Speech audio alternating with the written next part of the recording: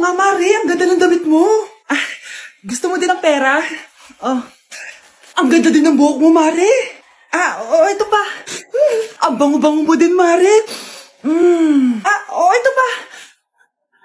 Ang pogi naman ng anak mo, Mare. Siyempre, mana sa akin. At bibigyan ko ng 1 million pesos at house and lot kung sino man ang mapapangasawa ng anak ko. Talaga ba, Mare? Anak, halika nga dito. Narinig mo ba yan, anak? Tsuhain mo ng anak niya. Magkasabi ka naman dito. Sige po, Nay. Ang gwapo mo naman. Pwede ba kitang tsuhain? Ayoko! Tingnan mo nga itsura mo. Ang pangit mo. Yes! Ang taas ng score ko!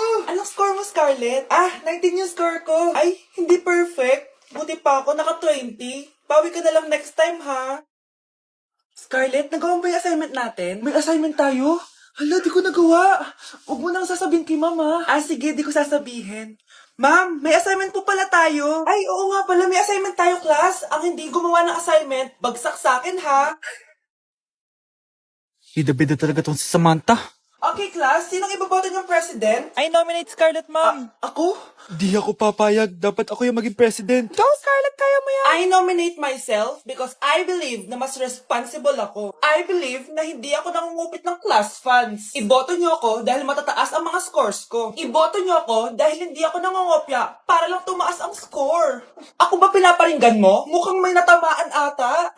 Congrats, Scarlett. Deserve mo maging president. Gagawin ko yung best ko. Good morning, class. Hindi na papasok si Samantha. Ha?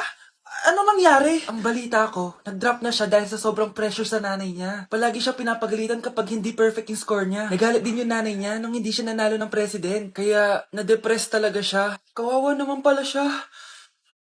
Number 10. Last question na to, class, ha? 10 points to. Sana madali lang itanong ni ma'am. Mukhang mapaperfect ko to, Ano? Ang full name ni Jose Rizal. Full name? Akala ko full name niya na yun. Dinuro ba yan ni ma'am? Kung nakikinig talaga kayo sa discussion natin, alam nyo kung anong full name niya. Alam ko lang yung full name ng crush ko. Ano ba kasi full name niya? So wala palang nakikinig sa akin, ha? Sige, perfect sa exam ang makakasagot sa akin. Ma'am, alam ko po. Okay, Cheska, ang full name ni Jose Rizal ay Jose Protasio Rizal Mercado E. Alonso Rialonda. Very good! Perfect ka na, ha? Yes, thank you, ma'am. Ma'am, bakit pa ba namin kailangan pag-aralan yung full name ni Rizal? Itatanong ba yun sa amin kapag mag-a-apply na kaming trabaho? Oo nga, ma'am. Parang di naman kailangan pag-aralan yan. Perfect na sana ako, eh. Pinag-aaralan natin siya kasi marami siyang nagawa at naiambag sa bayan natin. Kayong dalawa, ano naiambag nyo? Di ba puro lang kayo reklamo at panigat sa bahay? Sabi ko nga po, ma'am. Kami ang nagpapasahod sa'yo, di ba? Ano nangyari kay ma'am? Hala si ma'am! Ang ganda-ganda ko na naghanap ka pa ng iba. Hala, heartbroken ata si Cheska. This sir, feeling main character kasi. Tumatawa ka? Masaya kayo, ha? Kapag heartbroken ako, bawal magmasaya. Ano naman kung heartbroken ka? Pakinamin. Oh, come on, Samantha. Hindi mo pa naman na-explain sa magka-jowa. Kasi walang nagkakagusto sa mukhang yan. Hi! Ako pala si Scarlett. Bago lang ako dito. Oh, pake ko. Tsaka tanggal mo nga yung makeup mo. Dapat ako lang yung maganda dito sa school. Sino ka ba para utusan ako? Feeling main character? Kadiri? Anong sabi mo? Mag-sorry ka sa akin. Sorry. Not sorry. Tsaka mukhang asin kapag may ibubuga ka na. Nakahanap din ng katapat si Cheska. Walang yatong babaeng to. Ako ang main character dito sa school. Bye! Humanda ka sa akin. Ano pa lang dito? May nabasag ka na agad? Sorry po, ma'am. Tatanga-tanga kasi maglinis. Di mo ba alam ng 1,000 pesos ang isa niyan? Linisin mo na yan! At wala ka sweldo na 3 araw, ha? Dahil wala ka naman pambayad niyan. Ganito nyo pala tinrato ang nanay ko. Humanda kayo. Bebang! Gawin mo nga ako ng kape. Ma'am, eto na po yung kape niyo. Ano ba yan? Bakit malamig na to? Gusto mo tapo ko to sa mukha mo, ha? Sorry po, ma'am. Gawin mo ako ulit ng bago. Baka na pang magawa ko sa'yo. Sige po, gagawa na lang po ako ulit ng bago. Pakatanga. Ma'am, eto na po yung mainit niyo pong kape. Sa susunod, huwag kang tatanga-tanga kung ayaw mo mawalan ng trabaho. Bebang! Kuhaan mo nga ako ng tubig dito. Eto po, ma'am, yung tubig niyo. Dito ka na nga. Yung makita pagmumukha mo. Sakit ng tiyan ko.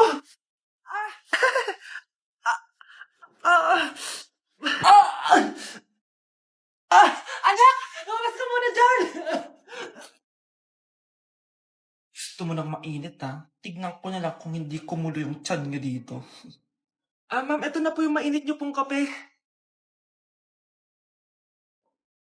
Eto po, ma'am, yung tubig niyo. Hindi ko kayo mapapatawad sa ginawa niyo sa nanay ko. Nag-uumpisa pa lang ako sa paghihiganti ko sa inyo. Sorry, anak. Tara na nga, labas na nga lang tayo. May panira dito, eh. Tara. Anak, sandali. Anak, Scarlett, graduation mo pala bukas? O tapos? Si nanay ba yung aakit sa stage? Ay, hindi! Si tita na lang isasama ko.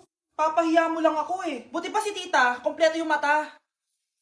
O sige, proud ako sa'yo, anak, ha? Kainis! Bakit kasi isa lang yung mata mo? Balang araw, anak. Malalaman mo rin kung bakit. Diyan ka na nga, marami pa akong gagawin. Ano bang ginagawa natin sa hospital, tita? Sumama ka na lang, Scarlett. May kailangan ka malaman. Scarlett? Ikaw yung anak ni Susan, right? Oo, Doc. Ako nga si Scarlett. Ba't kilala mo ko? Oh, yes! I remember! Ikaw yung batang na-aksidente dati, yung nabulag yung kaliwang mata. Buti na lang dinonate ng nanay mo yung kaliwang mata niya para sa'yo. Kaya pala isa lang yung mata ni nanay. Alam mo, sobrang mahal ka ng nanay mo. Huwag mo siya papabayaan, ha? Hoy, bata ka. Tanghali na, oh. Matulog ka na. Para naman lumaki ka. Sige po, Nay. Tulog ka, ah. A few moments later.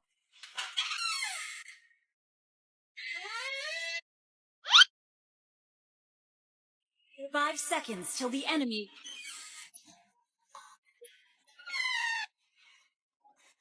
Oh, bilis na. Wala na si Mama. Bilis, mid. Habulin mo sa mid. Bilis, mid. Mid. Yes, panalo. Sinasabi ko na eh. Hoy, ikaw bata ka. Kung nga natutulog ka pa, ha? Nagsalbo ka lang dyan. Kanina pa po ako natutulog dito, Nay. Ano akala mo sa akin, maisahan mo ako? May mga CCTV camera dyan. CCTV? Titignan po.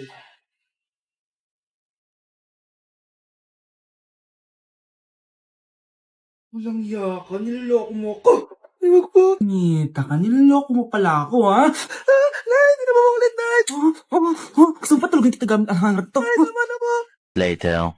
Anak, buksan mo yung printer natin. Yung printer, Nay? Sige po. Ang saya-saya ko talaga. Wala lang makakapigil sa akin.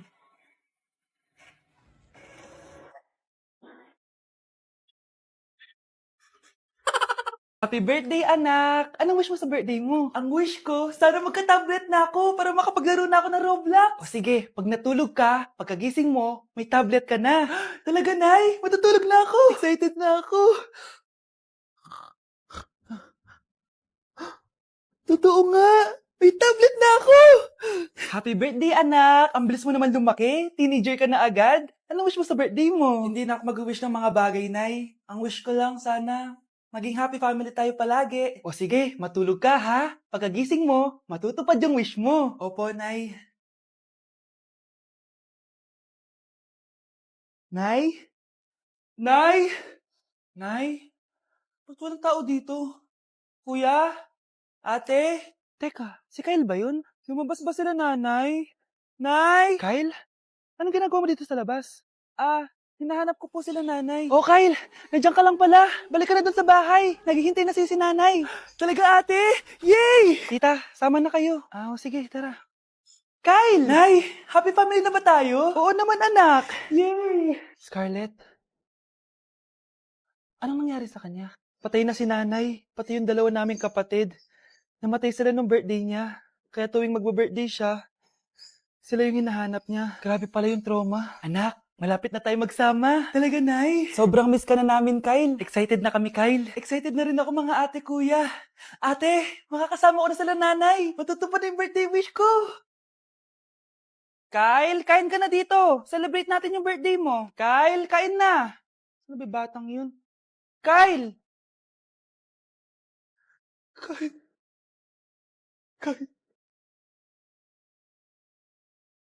Oh, galingan nyo sa school, mga anak, ha? Opo, Nay. Gagalingan namin. Siyempre naman, Nay. Kami pa ba? O siya na. Ingat kayo, ha? Alis na kami, Nay. A few moments later. Hala, di ba siya yung babae may dalawang muka? Kari, galingan mo, ha? Ako na bahala sa sagot. Ay! Pumasok yung kaklase nating dalawa ang muka! Nakakatakot. May kaklase pala tayong abnormal. Mukhang alien. Kari, wag mo na silang patulan. Kapag ba may jowa si Kari, jowa na din ni Maya yun? Kari, hayaan mo na sila. Kari, kapag masakit ba ulo mo, masakit din ba ulo ni Maya? Aba, sumasobra na kayo, ah! O anak, ba't nakasimangot ka? Binubuli nila kami sa school, Nay. Tinawag nila kaming abnormal. Mukha daw kaming alien, Nay. Mga anak, hindi kayo abnormal. Special kayo. Special kayo dito sa puso ko. Pero Nay, ang dami nilang sinasabi sa amin. Ay, hindi na importante kung ano man sabihin nila. Ang importante, mahal ko kayong dalawa. Tandaan nyo lagi yan, ha? Mahal ka din namin, Nay. Opo, Nay. O siya na, matulog na kayo. Maaga pa yung klase nyo bukas. Sige, Nay, tulog na po kami. Good night, Nay. Good night, mga anak. Balang araw, malalaman niyo rin kung bakit kayo ganyan. Maya, huwag mo akong iiwan na. Oo naman, Kari. Forever tayo magkasama. Good night, Maya. Good night, Kari. 1 hour later. Kari? Kari! Kari! Good morning, Maya. Maya? Ba't di ka nagsasalita? Maya! Grabe, ang taba-taba ko na talaga. Anak! Ano po yun, ma? Tandaan mo, simula ngayon magda-diet na ako. Wow naman, ma! Kaya mo yan! Go, ma! Tsaka ma, si kuya pala may dalang cake kanina. Pero baka bukas na lang ako mag-umpisa ng diet. Nasaan ba yung cake, anak? Nandun po sa ref, ma. The next morning. Yes! Day 1 ng pagda-diet. Anak, konti na lang talaga kakainin ko ngayong araw. Good luck, ma! Tsaka pala, may birthday sa kabilang bahay kina Aling Rosa. Punta ka daw.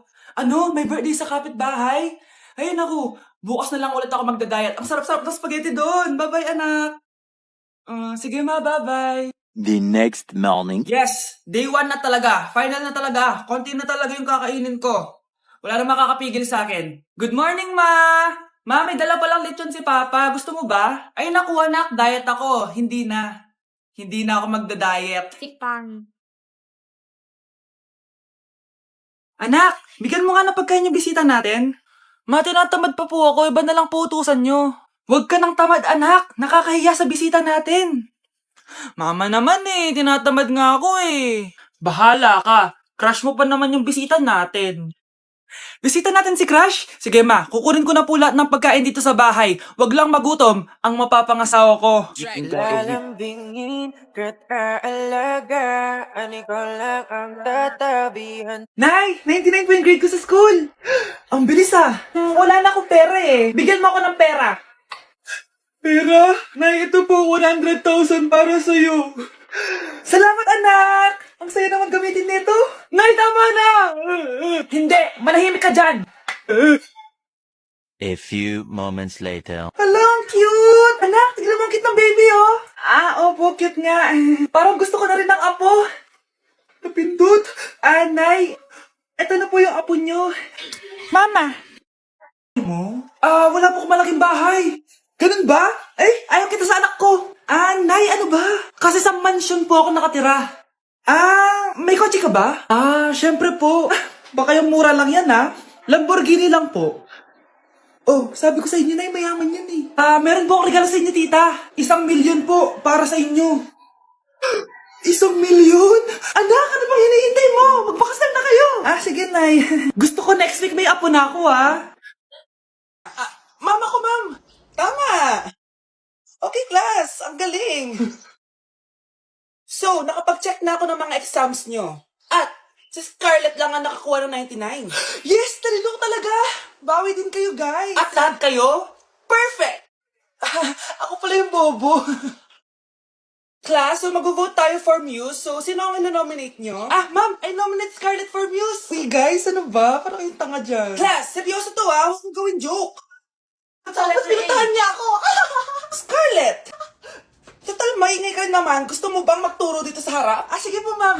Ang tapang niya. Sige, Scarlett. Pwede ka na magturo. Ako na yung bagong teacher ngayon, di ba? Class dismissed. Lahat kayo exempted sa exam. At class 10 direct to the court. Vote Scarlett for president! Gusto niyo yun? Yes, Gusto natin yun.